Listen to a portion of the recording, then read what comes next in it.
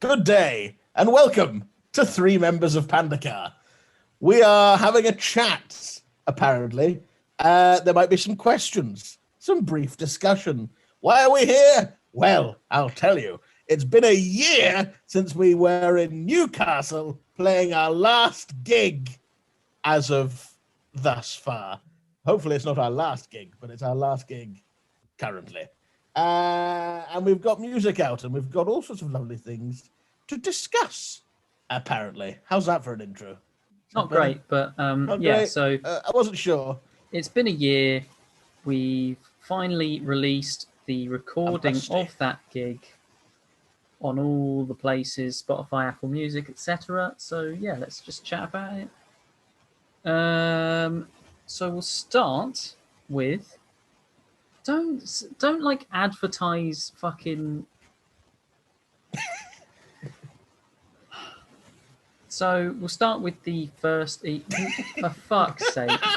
It's clearly the better one. At least it's. Yeah, I two wanted competing Pepsi Max, brands. but it was £3 for 8 of them and $3.50 for 8 Pepsi Max. This is the type of content people are dying to see. That's the advert for this. I was in Morrison's like, what? You want an extra 50p out of me? I mean, it is the superior beverage, so I should expect to pay more. Nathan wishes he'd never said that he'd do this. Please, Nathan, bring some order. Right, well, let's talk about the first EP, which is Work Harder.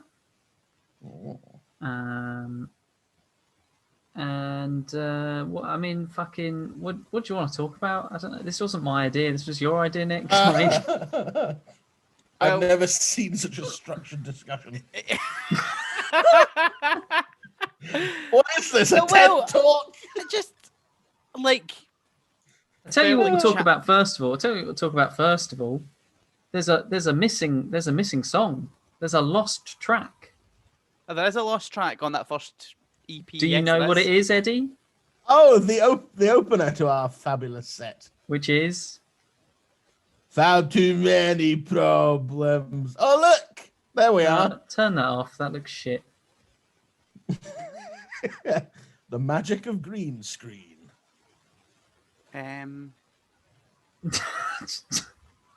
What do you mean, You just turned it on. You know how to turn it off. For fuck's sake. How do you turn this off, darling? I'm not a cat.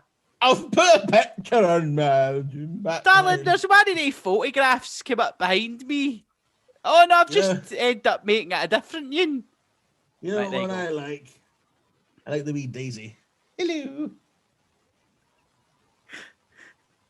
This is what... This is ADHD incarnate. Okay. Yes, there's a lost track, and we have lost track of what we're doing. Please. Eddie, please turn that off. Please turn that off. So distracting. So unnecessary. Sorry. Nathan, please. Right. Fine. We'll have a discussion, Nathan.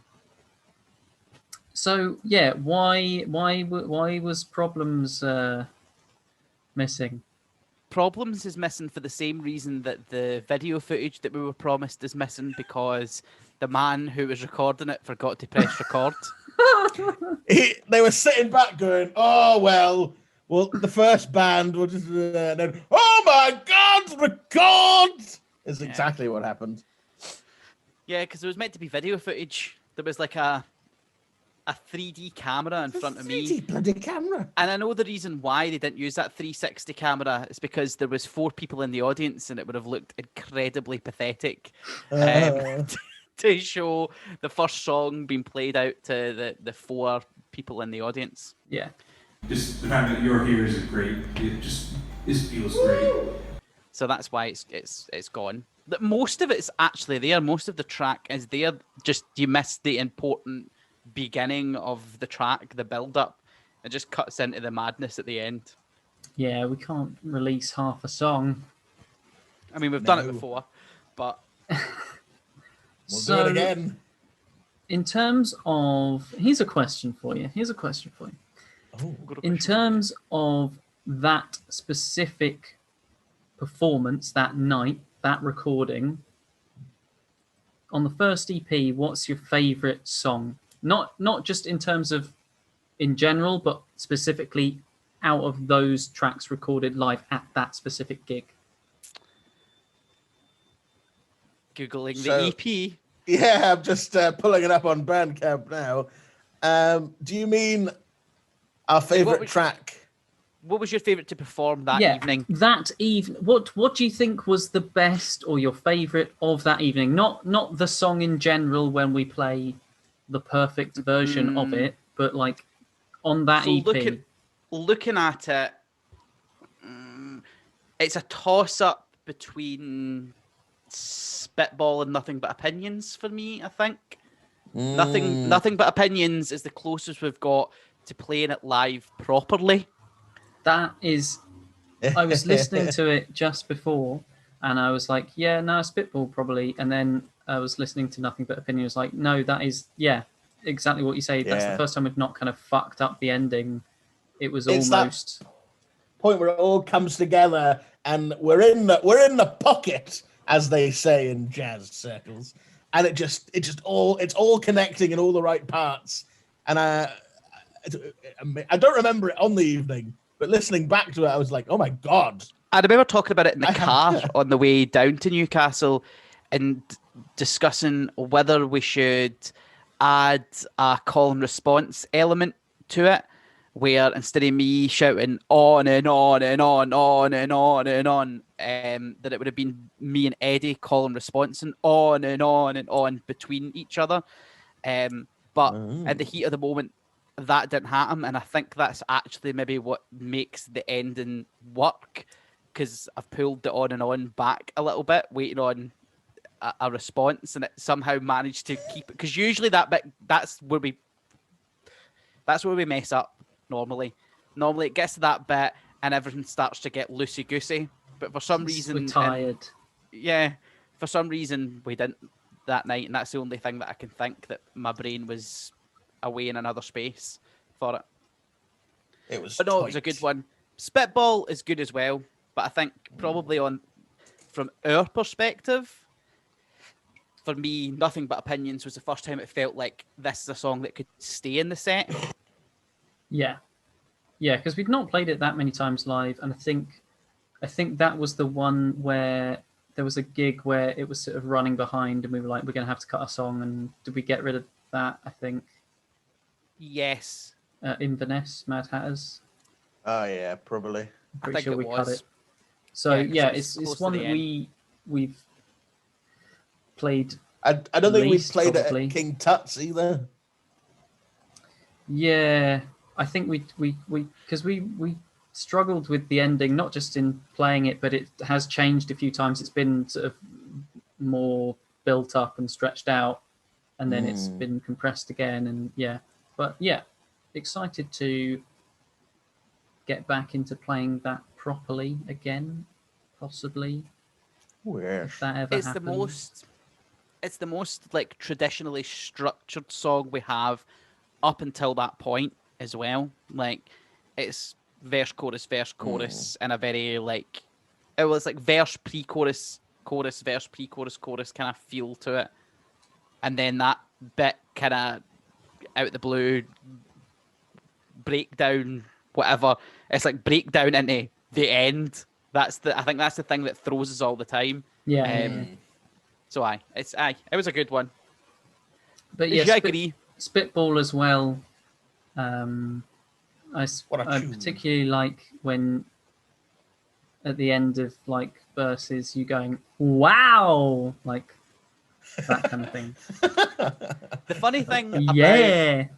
the I've said this to you guys in private, not on a recorded video, but the funny thing about the Newcastle gig, and probably the reason why there's things like that happening in it, is because I genuinely thought that might be the last time we ever play a gig, and I was like, I've not made it I've not been quiet about the fact that I was really not looking forward to playing that gig because we were aware of what was coming.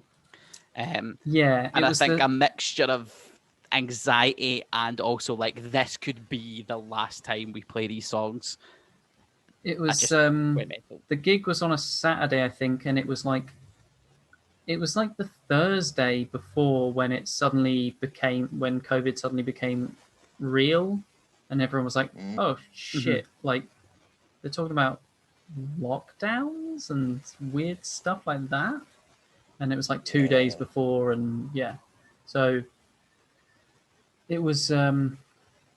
It was a weird time. It was weird, but it was also exciting because it was our first time playing out of the country, and like it had been a long time since it felt like we were playing to a new audience. Like we've played to a Glasgow audience so much that we're kind of comfortable with the fact we know we can say certain things and the Glasgow audience will respond in specific ways. Like you're guaranteed in Glasgow if you mention anything negative about the Tories, folk are going to scream and shout, and it's easy to bring people back on board.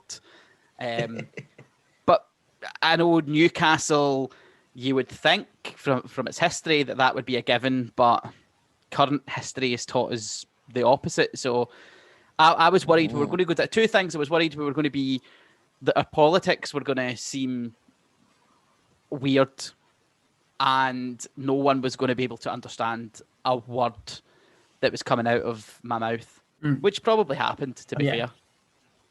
It kind of adds to the experience for most people.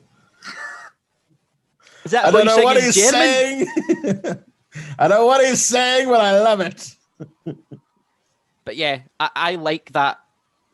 That version of Spitball is really good, but it's also really loose. It's the most noise rock we've ever been.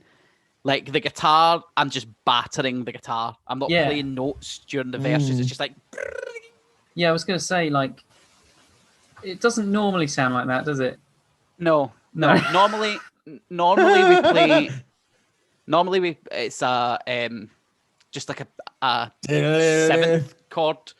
It's just like I think it's like an E7, but played up on high strings, like a Prince chord. It's sort of it's very hip hop influenced without it sounding anything like a hip hop song when you actually hear it. But when you break Spitball down to its base elements, it's like Dizzy Rascal bass line, like like it's a dance song. But that night, I don't know why, I went full on like noise rock, and I was just battering loads of atonal notes. Was it for fun? Was it the performance? Was it a choice, or did you just fuck up a lot? There are points in it where I press the wrong pedals and you hear delays coming in, not on Spitball, but I think it's Where on the second EP. You can hear where the tape delay kicks in, like it's been on a loop and it kind of and it like you hear it's the guitar like make this really weird noise. But it was intentional for Spitball because we had played King Tut's a few weeks before the end of February, and I had been moving in that direction. It had been moving away from being just like this syncopated digga digga dig, digga digga dig, and then King Tut's, I was still playing the chord, but I was really like digging into it and bending it, and it was starting to feed back, and it was getting all weird. And I just thought I kind of like that fact that it's the song kind of was like, this sounds good even though what you're doing would necessarily be seen as a bad thing to do. Don't do that. And also we were playing with two really technical bands. Like the band that was coming on after us were like hard rock metal-ish. And then the band after that were like all like fiddly little folky like pirate rock. So it was like all these technical players and everybody that was there to see like technical guitar. Oh yeah, look at that guy. He sweet picked that bit. So there was a sort of conscious like, I'm going to play my guitar not good, but it'll be good. Comment on this video if you think Nick is lying. Where am I not lying? That's comment when you think I'm telling the truth. No, in all seriousness, it was a conscious effort to not make it sound bad, because I don't think it sounds bad. No. I just think it's that conscious dissonance was there, and also we'd sat through a sound check where every guitarist that was sound checking sweet picks and like, and they were like playing like Chapman guitars. I bought this guitar because I like rock music, and that's totally not us. So I feel like we as a band play our best gigs when we're backed into a corner for whatever reason, shape or form it is. Absolutely. And it's not like a negative thing to the bands that play technical music, metal or hard rock or whatever. Like, more power to you. But like when we get backed into a corner where it's like, here's loads of cock rock, or here's loads of lads, or like here's like really polished things, or here's something really scary. Whenever we're backed into a corner, we for some reason just there's basically what you're saying is whenever there's good musicians on stage, we'll act up. Well, yeah, we fight against that. Technical professionalism. It's not like a conscious effort to be bad, though. It's a conscious effort to strip everything back to like the bare minimum. And it's like, it's almost like a, what can we get away with? Like, what is the most basic song that we can get away with that still moves you? Like Ed says, it's dance punk. Like, whenever we're working on something or playing live, I always think the less is more approach works best for us. We've had songs that have had like intricate structure and to a certain extent, because all our songs are really simple, we can do loads of weird things with timing and song structure that you kind of get away with when you're like, I'm playing like the Phrygian mode over this song and I need to think about all this technical stuff. We can just like, there's 3 chords, but we'll make it interesting by having the chorus come in at the end of the song rather than where a chorus should be, and have 3 songs put together into one. So it's a conscious effort to, it's minimalism, isn't it? We're just being jazzy. Or it's that none of us can play our instruments and we have to bullshit about why. I mean, Nathan's the only proficient person in the band. No. Yeah. What about the best track, the best performance you think on the second EP, Work Faster? Work Faster. Work Faster. Now, the second half of this gig and the second EP is, and maybe just because it's new and we're listening to it again, like we took a step away from it and come back, but it's an intense second half, and it's really hard to pick. I'm gonna say, because I know potentially what Ed will pick, I'm gonna say Where. When I was mixing this and I listened back almost a year later and heard Where, I was just like, oh man, like that, it was massive sounding. It sounded like there was 7 of us on stage. It was crazy.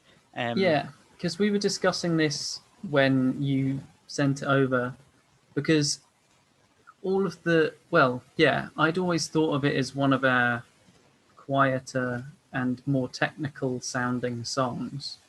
That's where I'd always put it, and I think that's all where we'd kind of played it. How we'd kind of played it before was sort of more the verses at least were sort of very kind of precise and on beat and everything.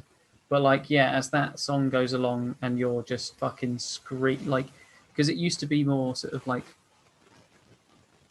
out of the east, out yeah, of Africa. yeah, it was more like do, but it was just like It was and that, like a whole new energy for that song. The song has slowly, it's like all the songs, and anything that's stuck in the set, it slowly moved along with us and morphed.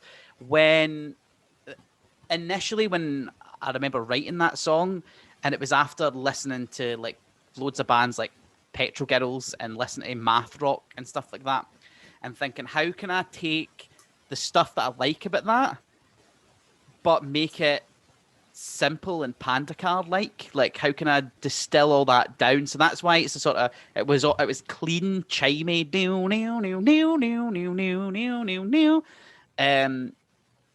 and just over time, I think when we played it live for the first time and Ed did the thing, and it was like the contrast was so big, it needed to be a little more, not aggressive, but there needed to be more oomph in the verses. So it's slowly been moving up, and probably the fact that my pedal board consists of mostly duck pedals now, like it's all just overdrive and fuzz. I don't really have a nice clean setting, so it's just ended up being I can't be bothered switching off the overdrive, and it's ended up nice and crunchy. But the vocals probably are the thing that's changed the most. And again, I think it's because of that night, because I was anxious about COVID, and then also the relevance of the song being about like people freedom of movement and this looming idea that that's freedom of movement over. It was sort of like, holy shit, like this is becoming real, not just for people who are trying to escape war-torn countries, but we're now going to feel what it's like to not be able to go anywhere. So it was like a whole bag of emotions meant that I was just like so like out of the east. Edward, how about you? Edward, I mean, Where was incredible. Listening back to it, like you said, it was just a moment of, my God. But I think for me, it's Get Out. Again, there was just this energy bubbling at that show, and we sounded so frantic and so like, but also everything was like chonk. We were like so clued into each other. And there's the final part of Get Out on that recording where it's the final breakdown, and it's the most like on beat in time we've ever been, and it was so heavy, and just like everything was coming out. We were leaving everything behind in Newcastle, and it's just it's powerful to listen back to it and just be like, nothing was left. I think as well, the fact that there was a sort of like almost a false start feel to the gig in Newcastle, because the doors opened like really quick. They were like, right, we're opening the doors now. And there was like a sense of, well, there's not a queue, there's nobody here yet, like, and we're going on. But by that point in the set, probably roundabout after where halfway through our set, people were coming in as well. So I feel like all the songs like just ramp up in like tightness, but also an energy, because it's almost as if we're having to like prove ourselves twice as hard, because we're like, yeah, we're on, like, so I Get Out is pretty tasty as well. So good. What about you, Nathaniel? I think I would say Where, but also Right Wing Stories was very good that evening. Oh, that's what I was going to say, actually. On Control, you've cut out one of the clicks. So it sounds like I don't know what I'm doing, because I click 3 times and then we go into a 4/4 beat. Why are you trying to make me look... You've mugged it off. What are you trying to do? Why? Mug. Do you want to know why? Because Eddie was going, oh yes. Mm-hmm. Oh, no. Eddie was speaking. I think Eddie was actually speaking to John, the organizer, on stage. Oh yes, lovely. Thank you very much. So I had to cut it out. There was loads of bits that if you have a question in there about what was the hardest thing about mixing and editing it, it's trying to not have Eddie say dumb things where you're like, I can't believe we said that was said on stage. I better cut that out, because out of context it'll sound bad. I'm sorry, what? Everything you were saying was fine, just out of context it sounded bad. So it had to go, but there was a click. That tends to be Eddie in a nutshell. It's because you used the click to shut Eddie up.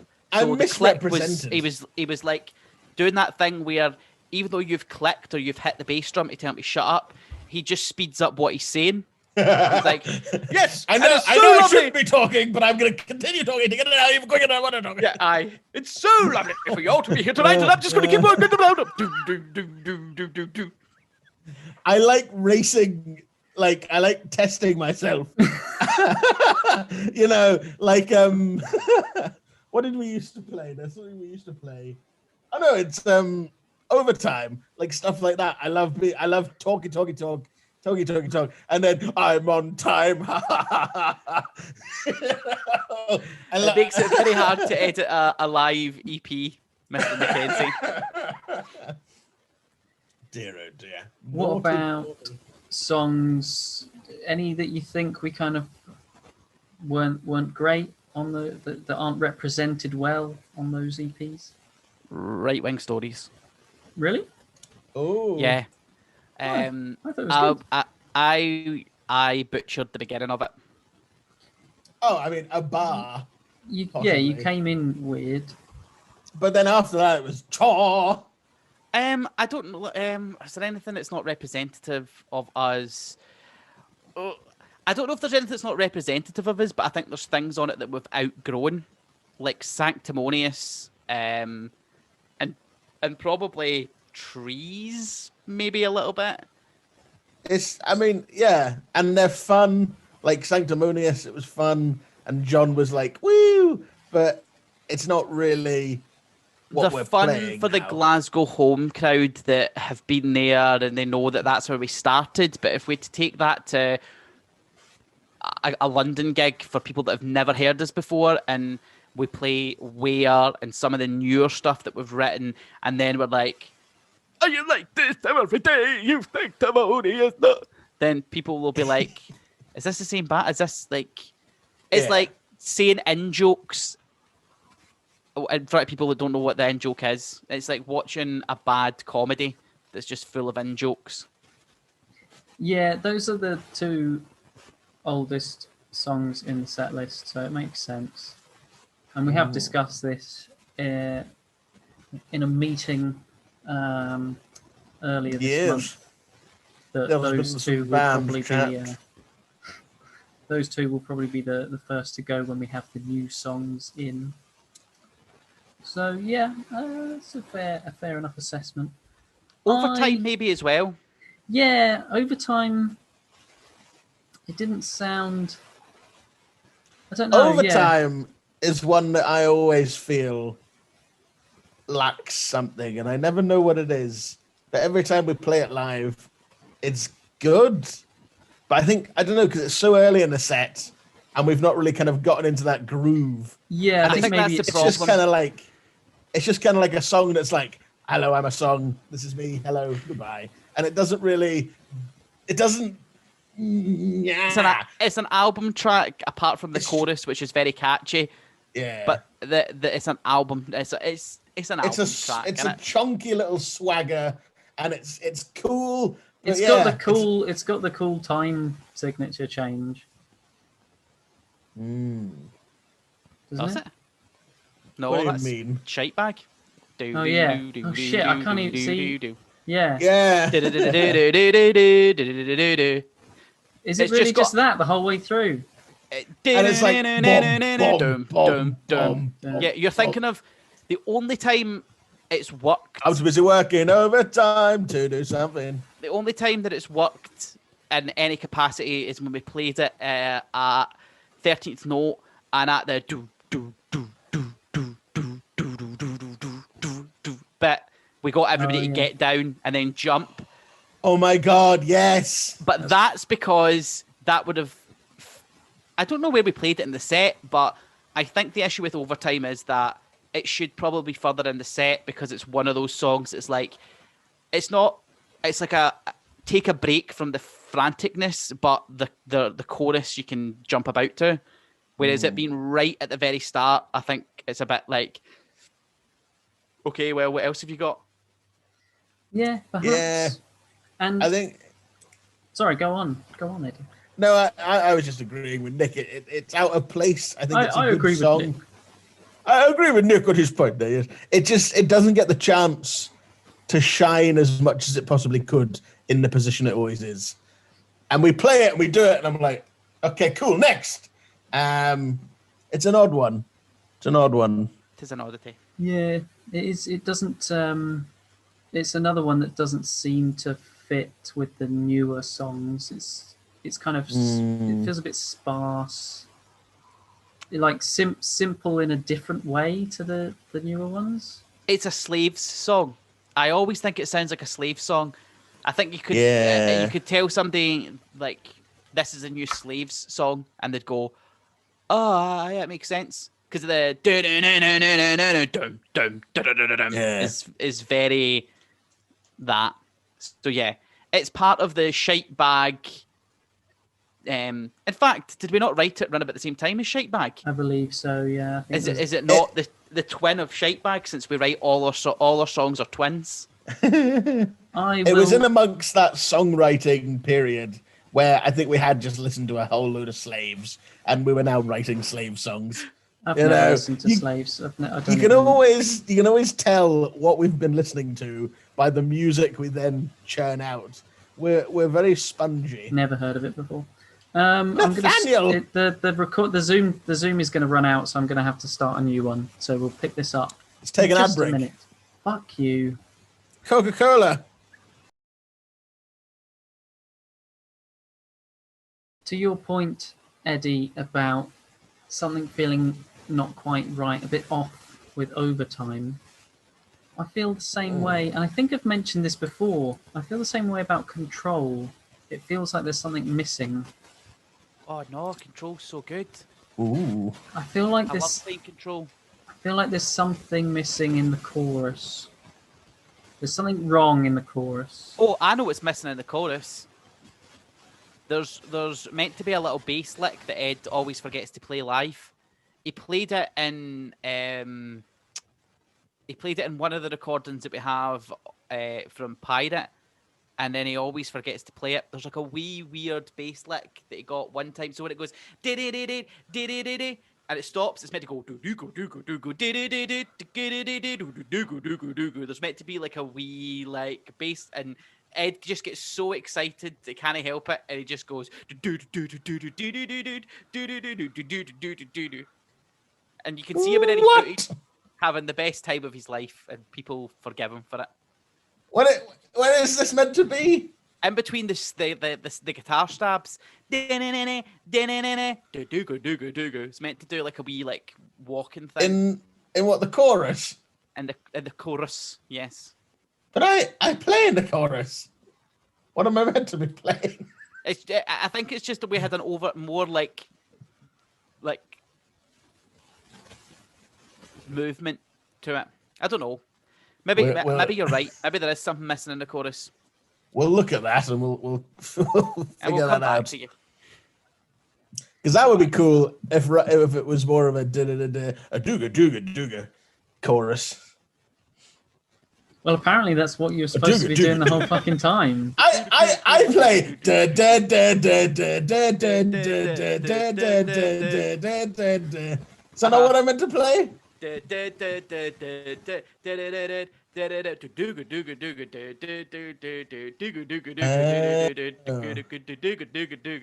I'll find the To be recording. fair, when I you don't play it. remember this at all. But This is nonsense. To be fair, we wrote Control and then played it like 2 weeks later at a show, so we've never really solidified it. But aye, it's just missing something like that. Maybe even the guitar could do something, but who knows? But yeah, no, I just looked it up. Shite Bag and Overtime were written within 2 weeks of each other. Yeah. And Yep. yeah. We probably came up with the riffs at the same time and then like got excited about Shite Bag and then came back to Overtime, or vice versa. Yes. There's a little insight there into the behind the scenes process. The process Pandacar. of we write 2 songs that sound similar and then frantically try and make them sound different. Yeah, we batch bake. We meal prep our songs. And every day we're like, what hot sauce? We'll get some cheese on this one. Something needs tweaking in that chorus because those lyrics are probably some of my favorite lyrics in a song. And It's I Control really, Biscuit, please. Yeah. All I wanted was a 9 to 5. I'm counting time in teas. I'll have a biscuit, please. Biscuit, please.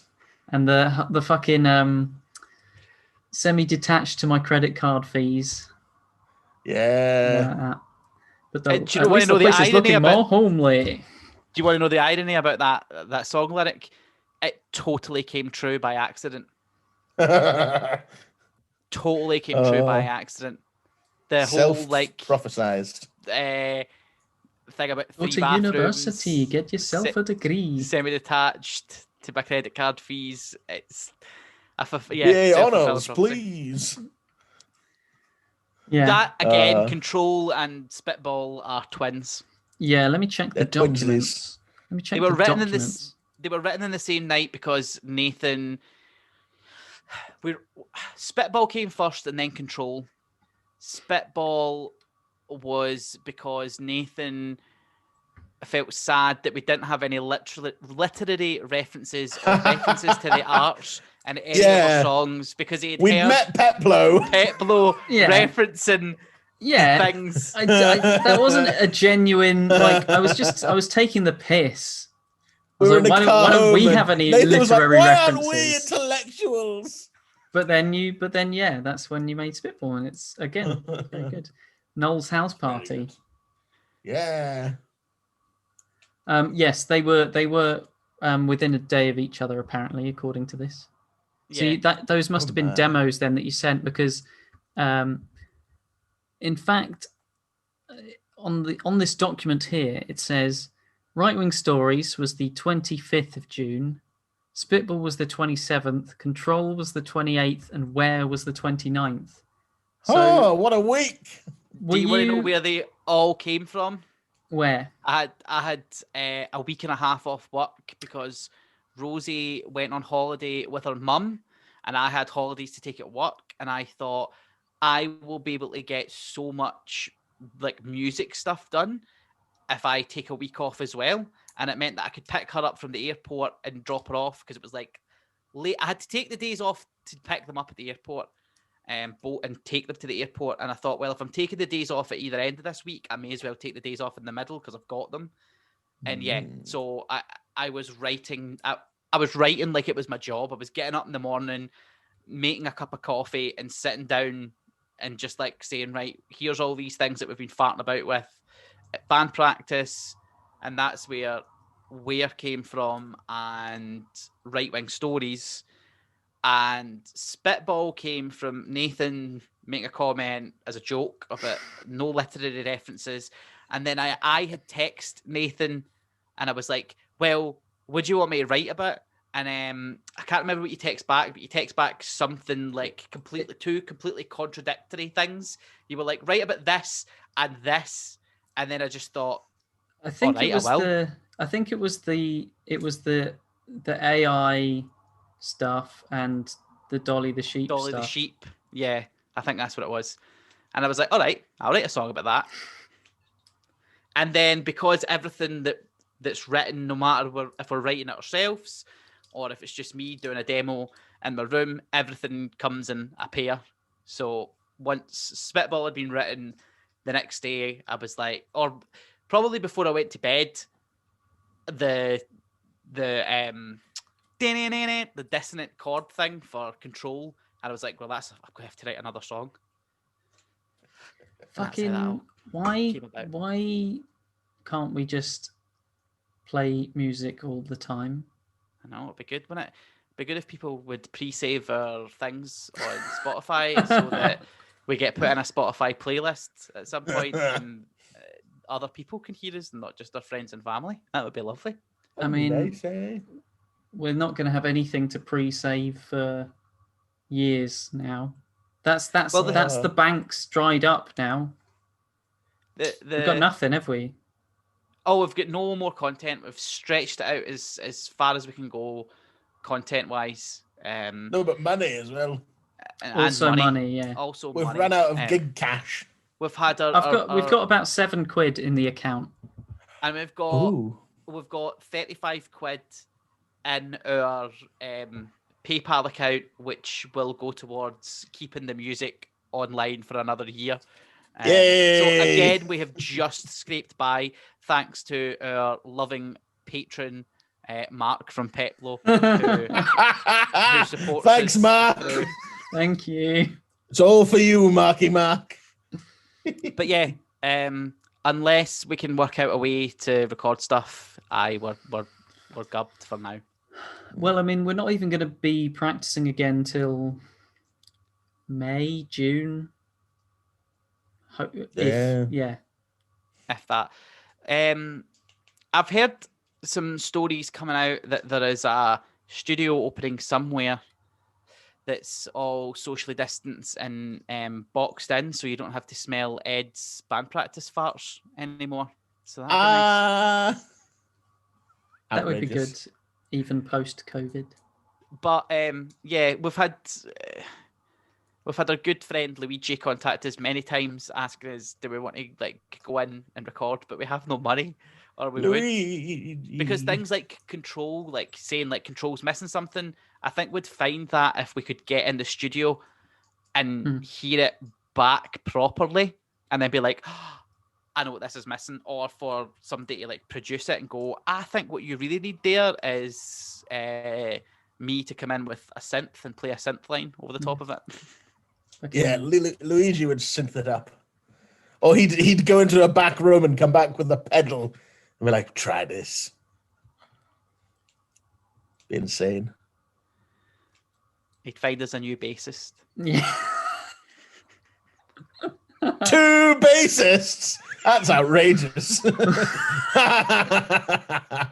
I'd try and teach them all I know, but they'd struggle to keep up. They'd struggle to understand the complexity of someone who has no idea what they're doing. It's like a Zen-like simplicity. To be so restrained in your playing as to play as few notes as I do. That's talent. Nathan, what's your favourite drum thing from the set? I feel like we've spoke about all the other elements. What song do you enjoy drumming to the most? Not necessarily even the thing that you think is the best song altogether, but what song, when you're playing the drums, you're like, this is the most fun to play the drums? Right Wing Stories. That's pretty good. Spitball as well. That's just the same thing the whole way through.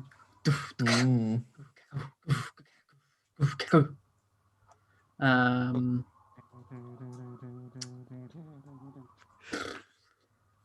else is there?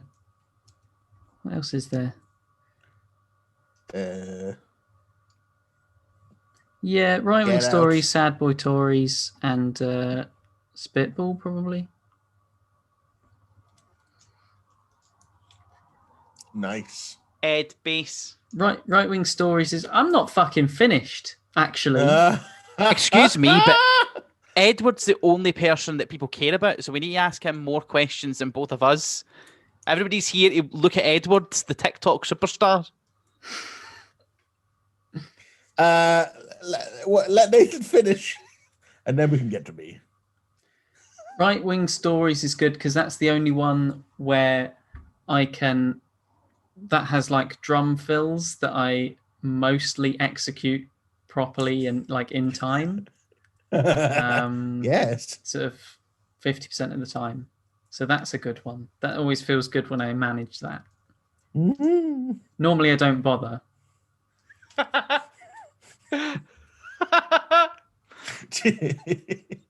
It's hard, man. It's hard. Yeah. Anyway, go on. Go on. You've always got something to say. You've always got something to say.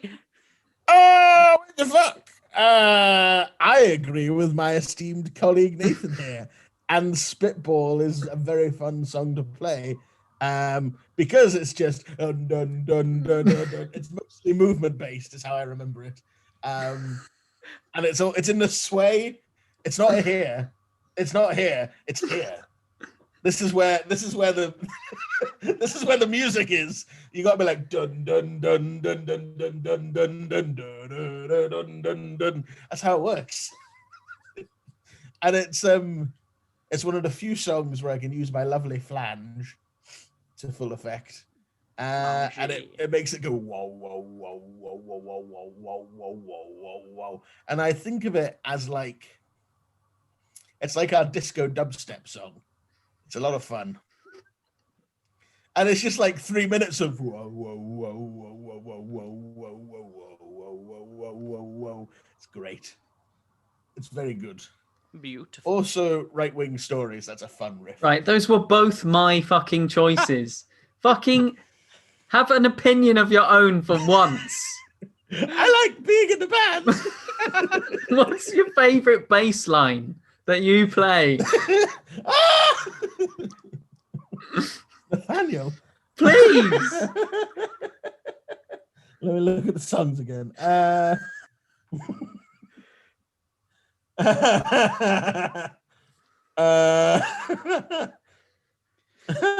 mean, Trees is fun.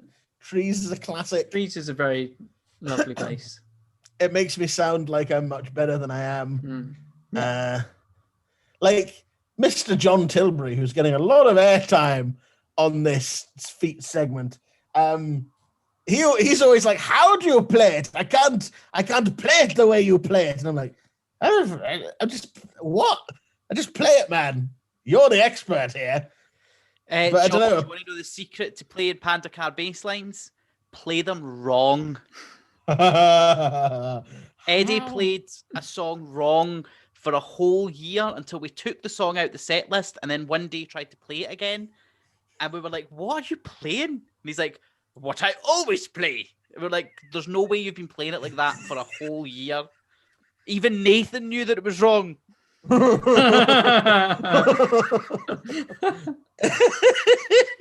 that's how you have to think about it like you're not playing the bass. You're dancing. Yeah, you're dancing. It's interpretive dance yeah, bass. The bass is in the way. Yeah, it's like a samba, and you're dancing with the bass. That's what it is. Is that why a samba or that kind of thing? Okay, right. Here's a question from me to you guys. Don't you want to tell us about your favorite guitar bits? I feel like I've spoke like so much. You have actually all my favorite things. So I'm gonna now ask questions if that's all right.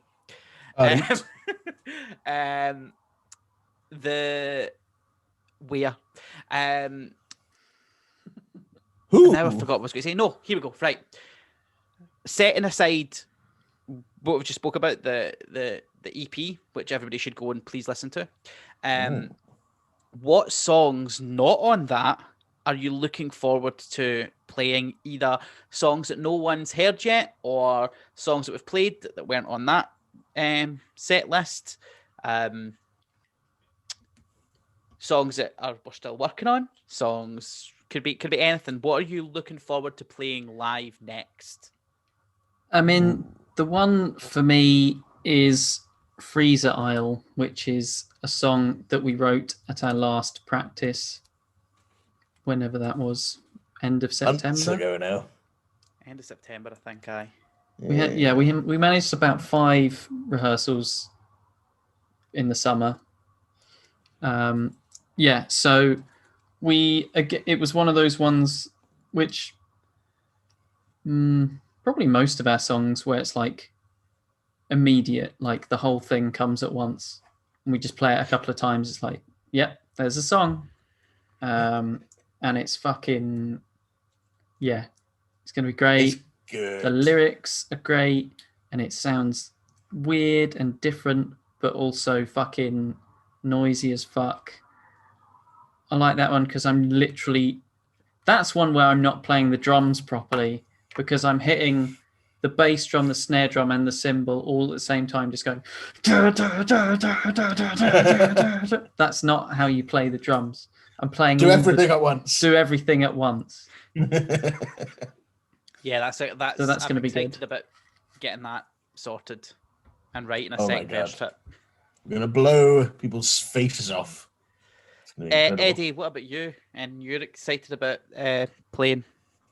I mean, that one is going to be great, but also, I think if we can we've been working on a song for ages, called Mr. Struffbungo's Tartan Trousers, and we keep practicing it, and we keep saying it's nearly there,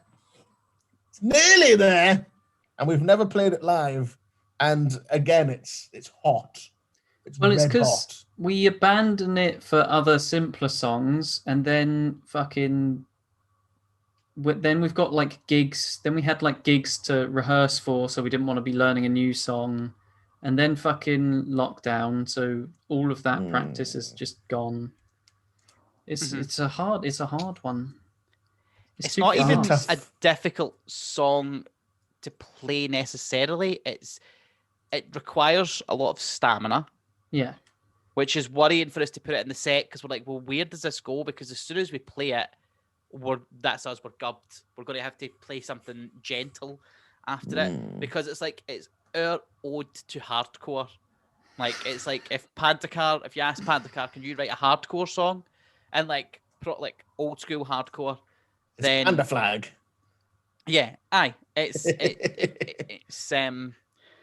It's difficult to maintain, because we're so used to everything being so disjointed, and the song just moves. It's relentless.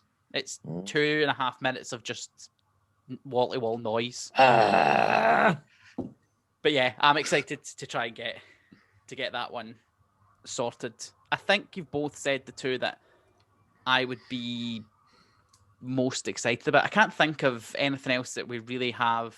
Well, I mean, we're pretty much thinking of abandoning most of the songs that were kind of in the idea stage and have been for, well, obviously over a year now, but like there'll be a few that I'm sure that we'll pick up again, but like for the most part, I think we are just going to focus on those couple of things and then just new stuff, because we're excited to.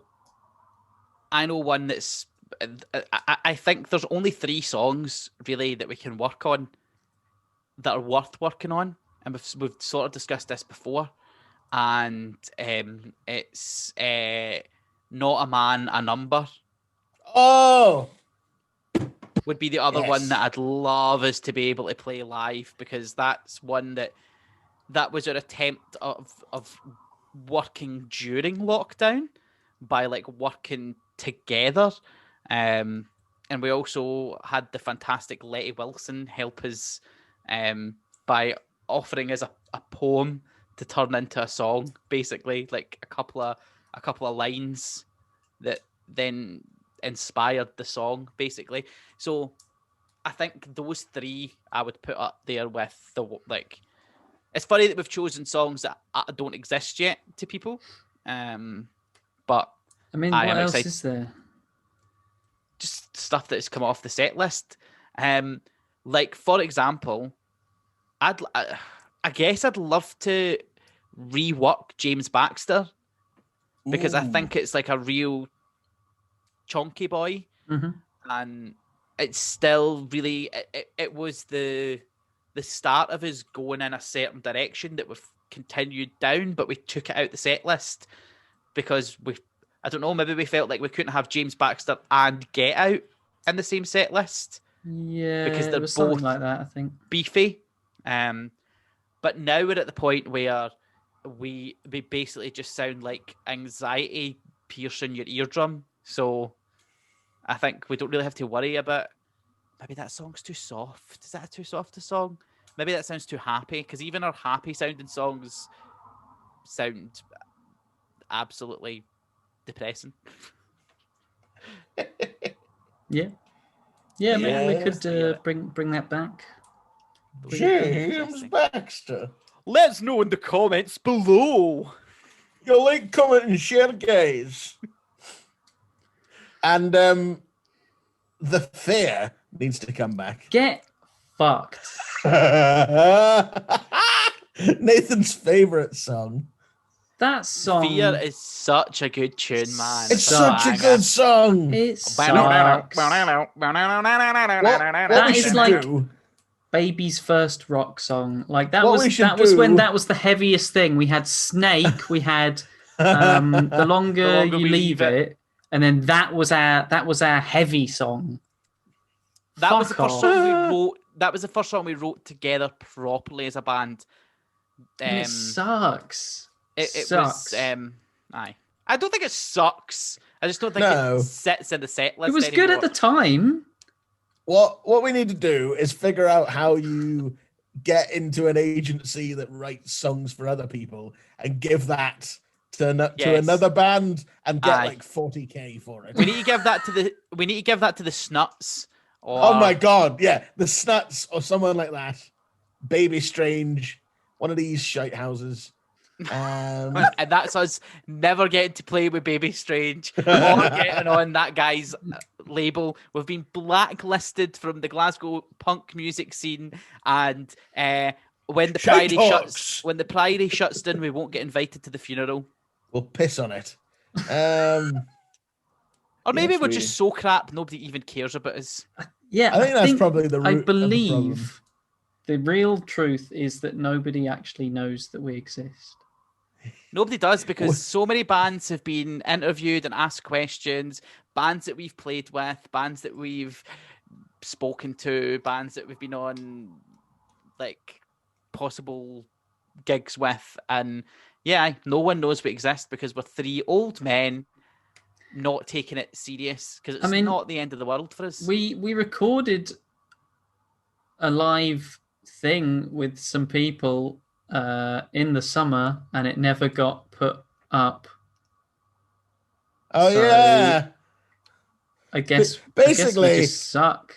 People just forget about us. But I've come to the conclusion that we're like a Midas touch band, because people that interact with us do great things.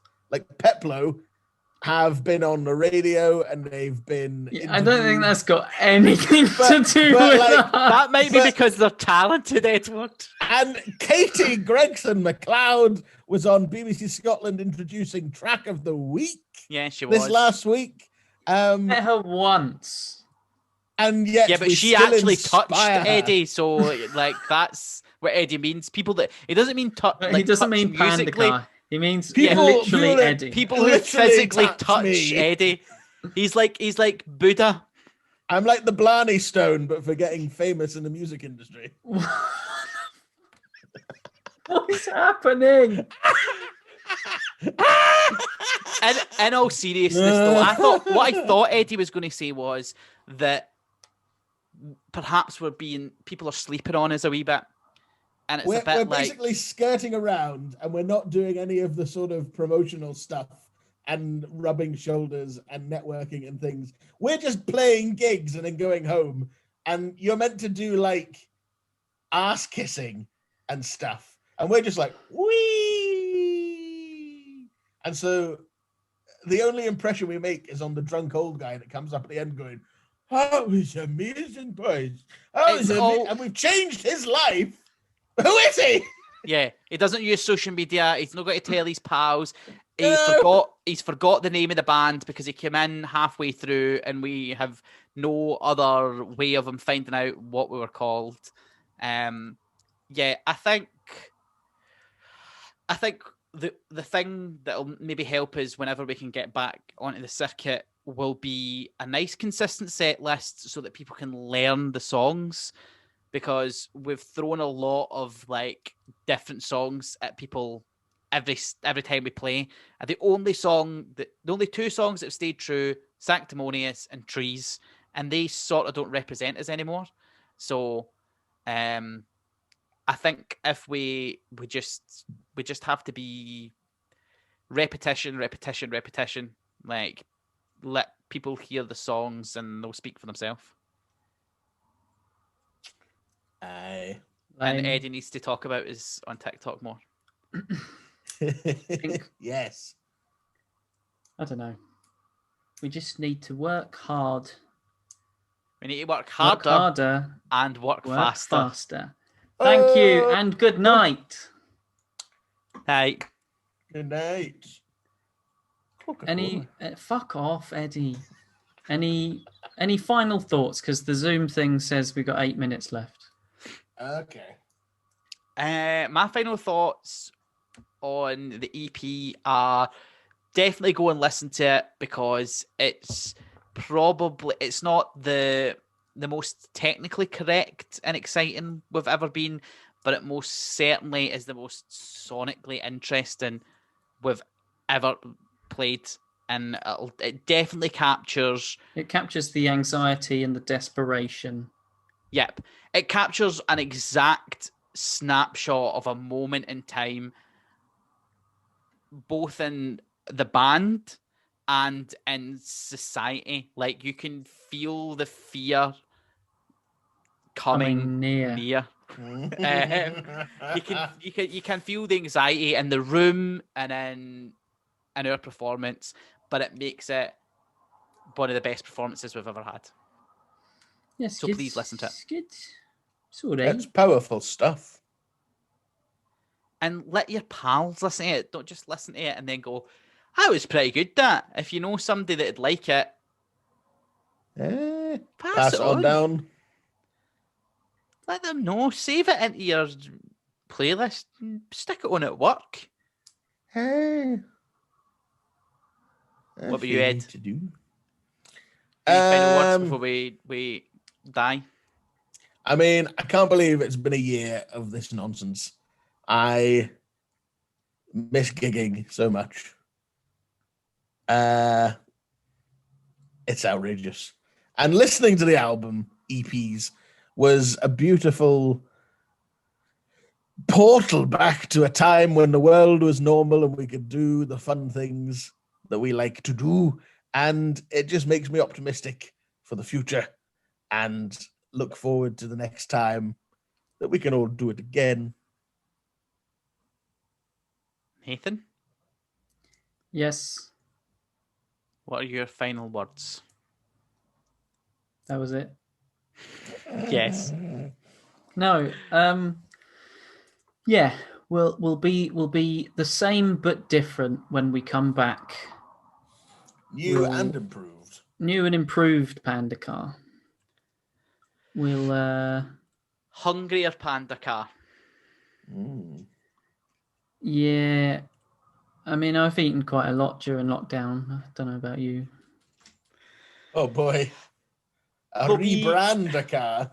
They'll if there's still venues to gig in, we'll be there. And if there's not, we'll find somewhere to do it. If we have to beg somebody like Luigi to let us have a small gig in his big studio and pay him money for it, we'll find ways of putting music on, and we'll leech off other people's talent by inviting Peplo and Quotes of the Dead and bands that actually have talented musicians in them. Yes. Nice. Yes. Well, thanks for joining us, everyone. That was a load of self-congratulatory wank, wasn't it? Oh my God, Nathan. What else are we going to put out? We've literally got zero content to share. This Like, is I'm the assuming you're now content. going to cut this part off.